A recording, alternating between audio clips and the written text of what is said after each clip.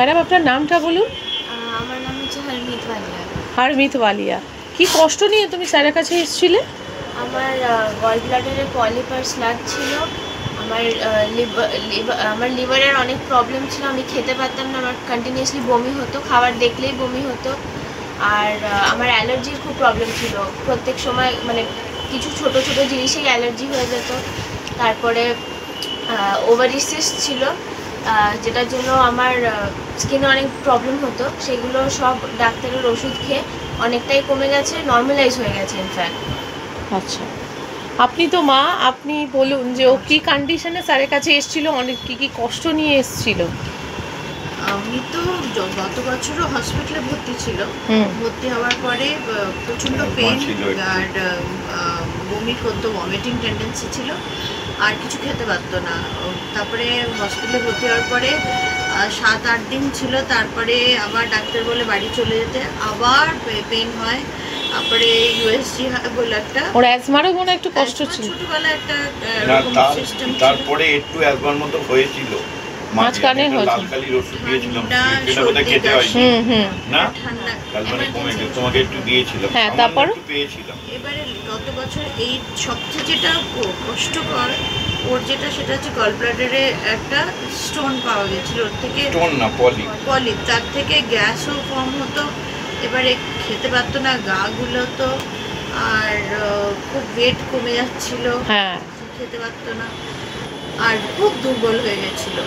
আমি খুব টেনশনে থাকি, কারণ খাচ্ছে না, যার ফলে আমি খুব চিন্তিত ছিলাম।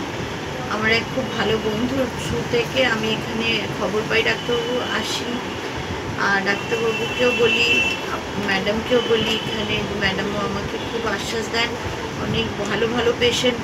কিন্তু আমি তো সব তখন শুনেছিলাম, আমি তো তখন সেরকম কোনো রেজাল্ট পাইনি। কিন্তু আজকে দাঁড়িয়ে আমার মেয়ে যেই কন্ডিশনে, আমি ওকে নিয়ে এসেছিলাম, আর আজকের ডেটে আমার মেয়ে যেই অবস্থায় আছে, আমার অনেক বেটার, অনেক ভালো।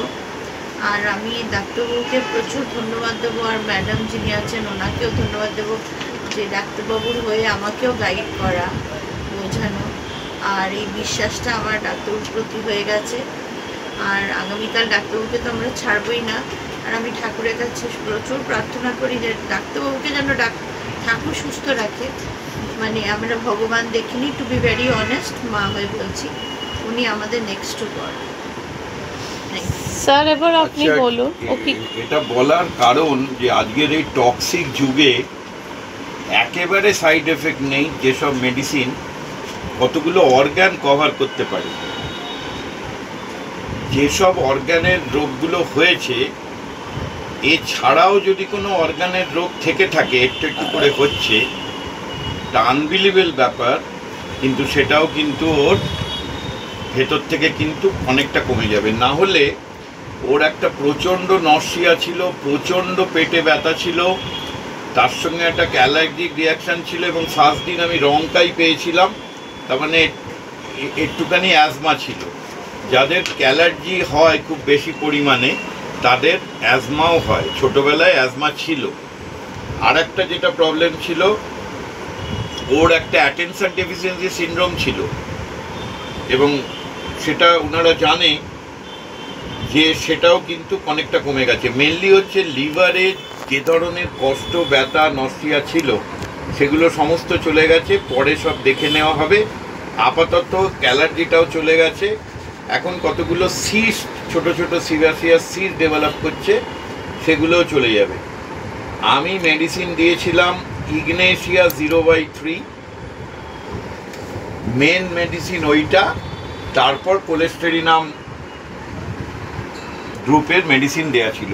তাতেই কিন্তু শুনলেন একেবারে hospitalise patient at a time এতগুলো জিনিস কভার করলো, তার মানে স্পেশালিস্টের দরকার কম হলো, মেডিসিনের দরকার কম হলো, এবং ভবিষ্যতের ইমিউনিটি ডেভেলপ করে গেল। ঘুমটা কেমন হয় বাবু? ভালো হয়। ভালো হয়? হ্যাঁ, টানা হয়। আগে কি ঘুমের একটু ডিস্টার্ব ছিল? তখন পরীক্ষা চলছিল, এইসব ছিল, ওই ঠিক আছে। এখন ঘুমাই ঠিক। আচ্ছা, ঘুমের কোনো কষ্ট নেই না। এখন যে কষ্টটা খুব প্রমিনেন্ট, সেটা পুরোটা আমরা কমাতে পারি না, সেটা হচ্ছে ডিসমেনোরিয়া। পিরিয়ডের সময় একটা পেন হয়, তাতে মাঝে মধ্যেও পেন কিলার মানে অ্যালোপ্যাথি পেন কিলার খেয়ে নিতে পারে, এই মেডিসিনের সঙ্গে সঙ্গে খেয়ে নিতে পারে, কিন্তু ভবিষ্যতে এই যে পেন থেকে আজকাল অল্প বয়সে এন্ডোমেট্রিওসিস হচ্ছে, সেগুলো কিন্তু হবে না। এবং অ্যাজ এ হোল, যেটা বারবার বলছি, যে টোটাল বডিটা অনেক ভালো হয়ে যায়। ঠিক আছে, থ্যাংক ইউ।